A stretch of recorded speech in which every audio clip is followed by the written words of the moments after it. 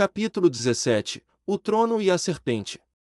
A voz do rei Janos ecoou pelo salão esculpido na rocha, carregada de uma autoridade que parecia preencher cada fenda, cada sombra do ambiente. Os lordes reunidos, ainda em suas posições de respeito, mantinham as cabeças inclinadas, seus olhos fixos no chão de pedra polida. Como todos sabem, Janos começou, seus dedos tamborilando suavemente nos braços do trono improvisado. Neste ano, um garoto de 6 anos despertou como a sétima alma branca. Cateros.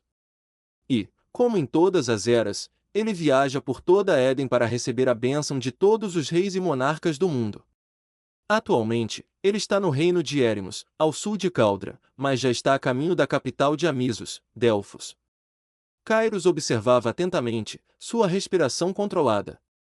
Ele notou como os músculos do maxilar de alguns lords se contraíam, como mãos cerradas em punhos tremiam ligeiramente. Havia medo naquela sala. Medo do que estava por vir. Tudo isso, Janos continuou, sua voz tornando-se mais incisiva, é apenas o contexto para o que vou ordenar. O silêncio ficou mais denso. Após sua passagem por Amisos, Cateros seguirá para o reino de Drakmir, em Drakenvar. Um murmúrio percorreu a assembleia, rapidamente abafado. Por termos a melhor e maior frota naval do mundo, Janos ergueu o queixo, seus olhos azuis brilhando com orgulho, nós nos encarregaremos de transportá-lo.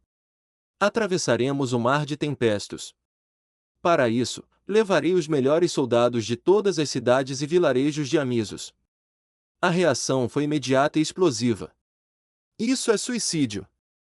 Um lorde corpulento, de barba grisalha, deu um passo à frente, seu rosto vermelho de indignação. Mesmo o imperador gélido, a sexta alma negra, com séculos de experiência atravessando o mar de Tempestos, perdia inúmeras embarcações. Outros lordes, ganhando coragem com a voz do primeiro, começaram a protestar também. O que garantirá a segurança do menino? Outro questionou, mais jovem, seus olhos estreitos. Com a força militar atual de Drakmir, eles poderiam aprisioná-lo ou fazer coisas piores. E nossos vilarejos?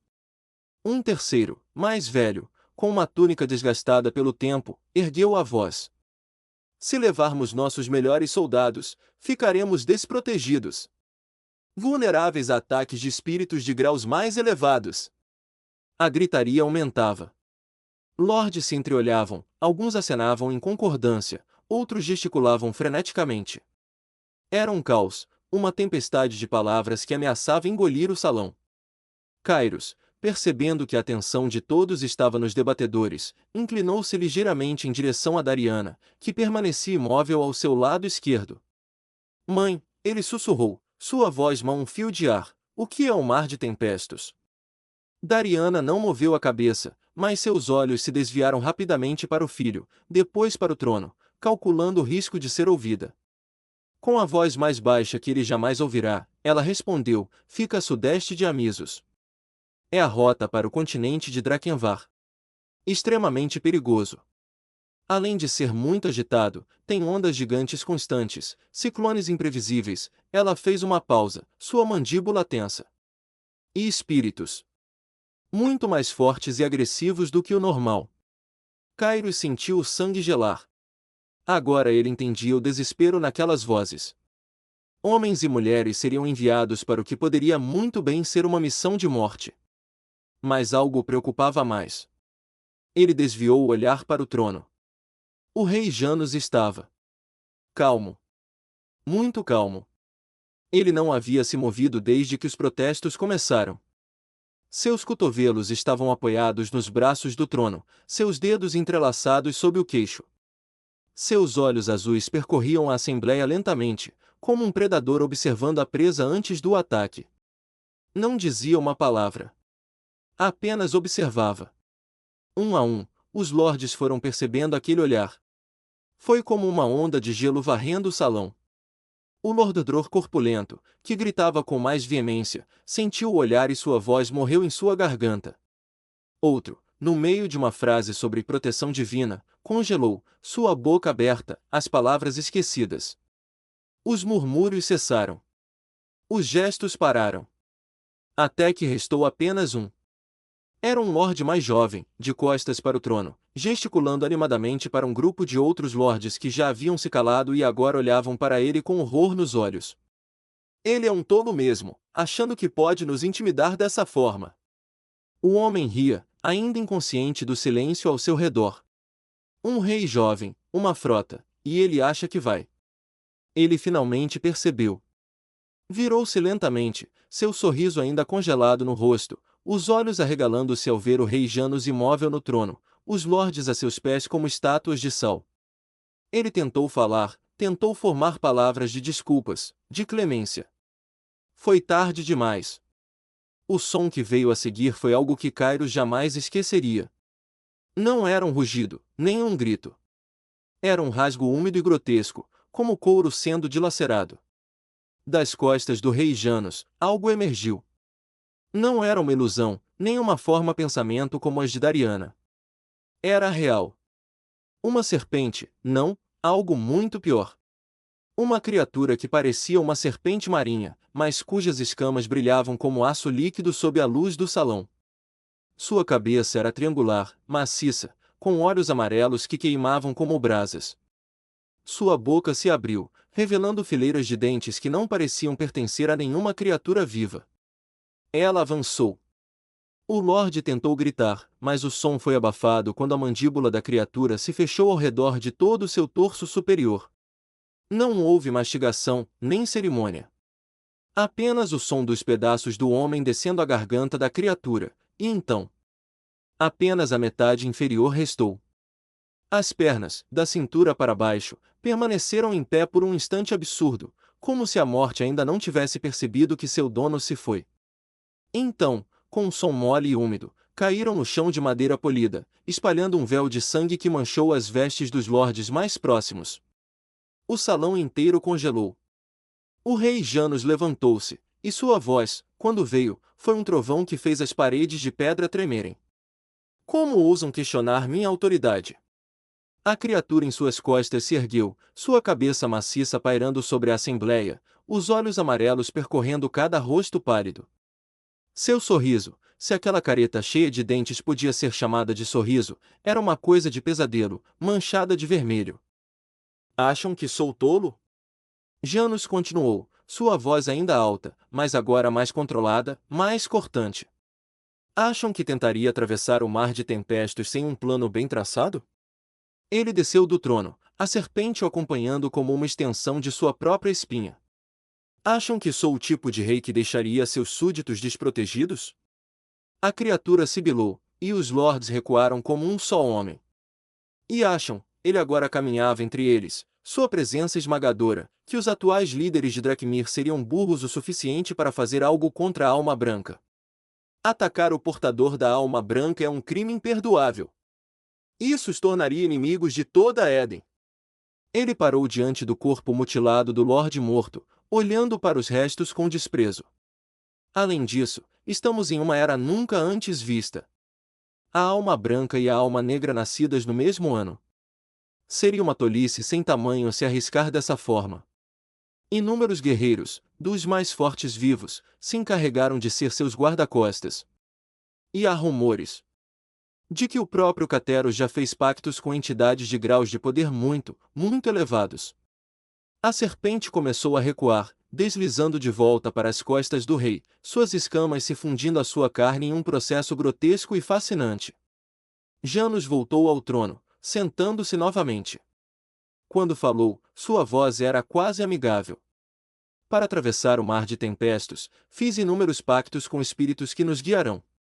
Quanto aos vilarejos e cidades que ficarão temporariamente desprotegidos, ele sorriu, um sorriso que não chegava aos olhos. Fiz um acordo com o reino de Éremos e o império de Fócida. Pelo bem da paz nestes tempos tão instáveis, eles enviarão tropas para proteger nossas terras enquanto nossos guerreiros escoltam a sétima Alma Branca até Drakmir.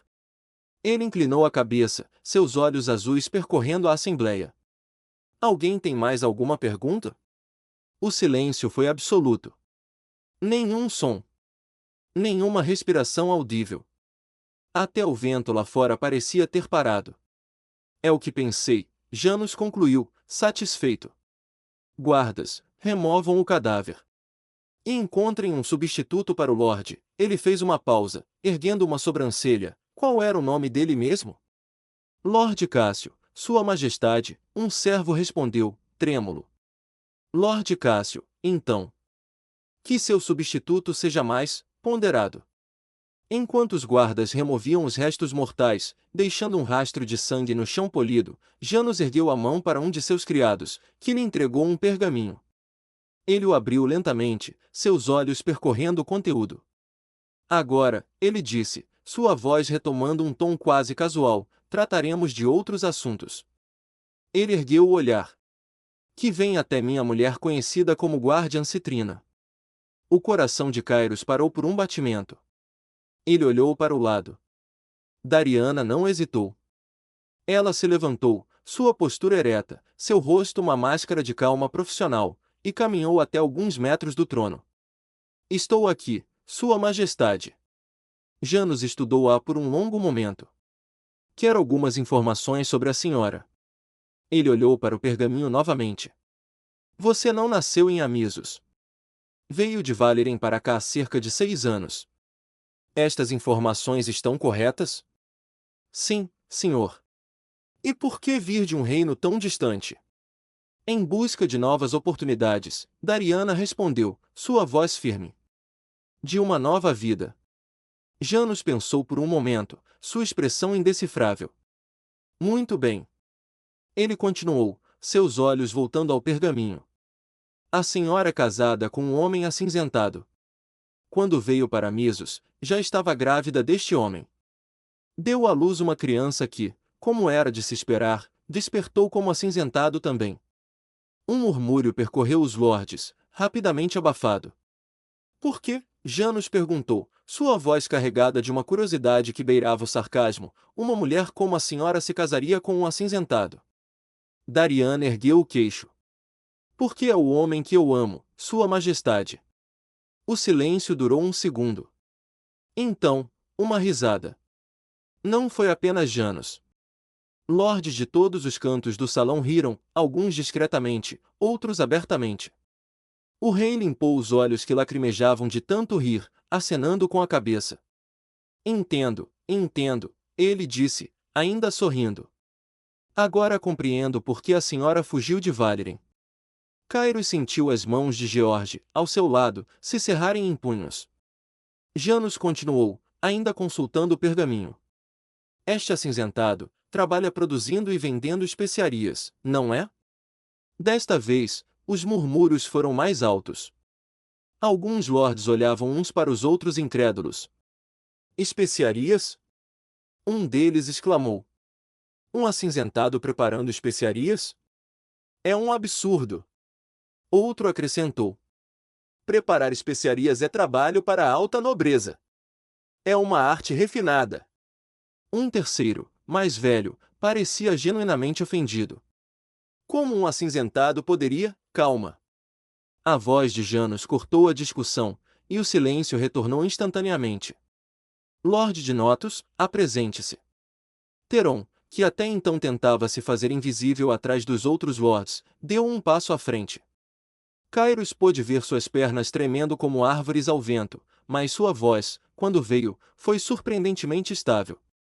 Lorde Teron de Notos, Sua Majestade. Explique-me, Janos disse, seus olhos azuis fixos no homem, por que permite que um acinzentado trabalhe com especiarias em seu vilarejo? Teron engoliu em seco. George, o acinzentado em questão, apesar de sua condição, tem um conhecimento vasto sobre especiarias.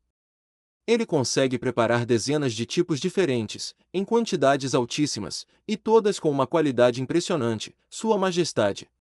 O silêncio que se seguiu foi de pura surpresa. Os lordes se entreolhavam, incrédulos. Aquele tipo de relato, vindo diretamente de um lorde, não podia ser ignorado. Este acinzentado está presente? Janos perguntou. George se levantou. Estou aqui, Sua Majestade. Os olhos do rei percorreram o homem de cabelos negros e olhos cinza, e algo naquela avaliação fez Kairos se preocupar. Onde aprendeu a trabalhar com especiarias? Janus perguntou, sua voz agora desprovida de sarcasmo, apenas curiosidade genuína.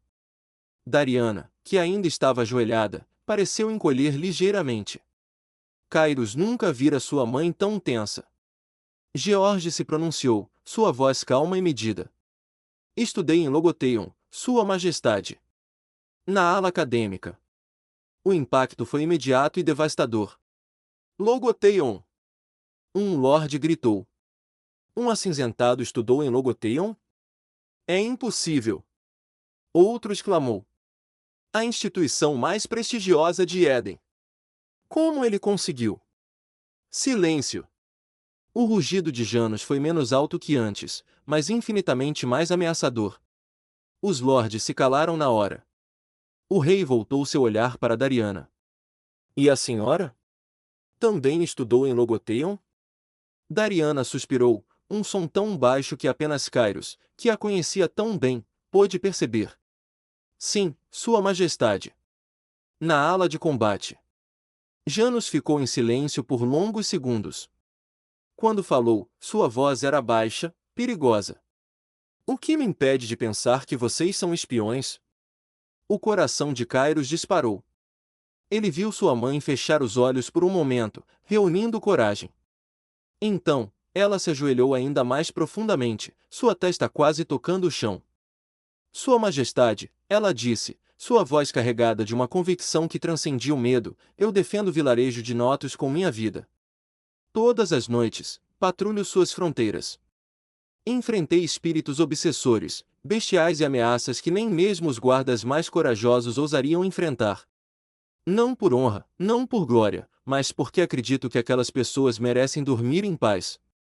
Teron, ainda trêmulo, deu um passo à frente.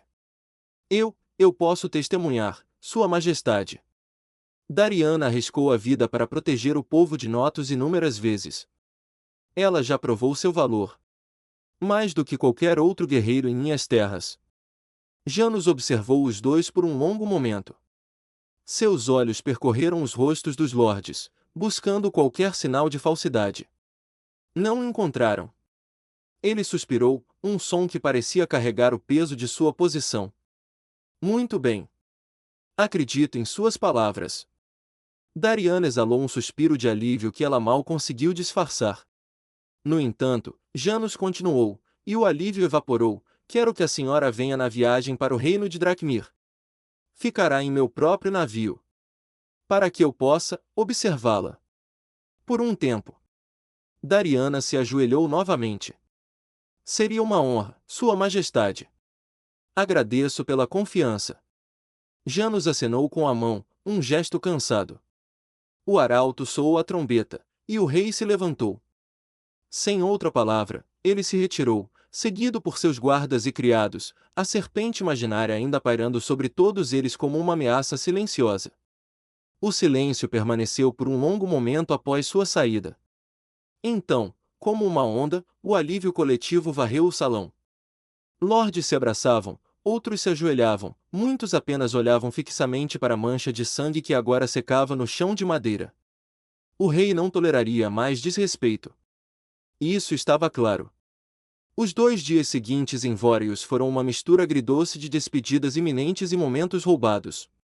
George, que inicialmente pensara em retornar imediatamente, decidiu ficar. Cada hora ao lado de Dariana era preciosa demais para ser desperdiçada. Kairos sentia o peso da situação, mas também uma pontada de excitação juvenil. A cidade era enorme, cheia de coisas para ver e explorar. E na manhã do primeiro dia, uma surpresa bateu à sua porta. Kairos! Abre! Ele reconheceu a voz. Abriu a porta e encontrou Menandros, braços cruzados, expressão de quem estava fazendo um favor enorme. O que você quer? Kairos perguntou, ainda sonolento. Vamos ao dojo principal de Vóreos, Menandros anunciou, como se fosse a coisa mais óbvia do mundo. Onde o Ibris treina. Do corredor, Ibris apareceu, sua expressão de desdém habitual em pleno efeito. Ainda não entendo por que temos que chamar um acinzentado para um dojo de verdade. Calha a boca, Menandros rosnou. Eu fiz questão. Ele vem. Kairos sentiu um calor no peito. Menandros, apesar de tudo, estava tentando incluí-lo. As coisas estavam mudando. Ele correu para falar com seus pais. George e Dariana, após uma rápida conversa, decidiram acompanhá-lo. Era melhor aproveitar aqueles momentos juntos. No fundo, todos sabiam que podiam ser os últimos. E assim, os cinco, Kairos, Menandros, Ibris, Dariana e George, seguiram em direção ao dojo principal de Voreios, deixando para trás o salão manchado de sangue e os ecos do trono onde um homem fora devorado por suas próprias palavras. Se gostou do capítulo, curta, comente e se inscreva para acompanhar a história de Kairos. Até o próximo capítulo.